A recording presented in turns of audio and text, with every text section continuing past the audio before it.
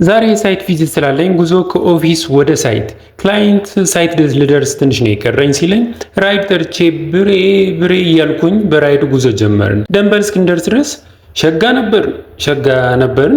ደንበል ስንደርስ ግን የሚያስብል መንገዱ ዝግት ብለዋል። መሀል ላይ ክላይንት ደርሻለሁ ሲለኝ መኪናዋ ክንፍ አውጥታ በበረረች እያልኩኝ ተመኘው። እስኪ አቋራጭ እንፈልግ ብለን ገባ ስንል ልጄ አቋራጭ መንገድ ጥሩ አይደለም ብሎም መክሮ መለሰ። ከስንት ጥበቃ በኋላ ጋዜቦ ደረስን። ወይ ጉድ!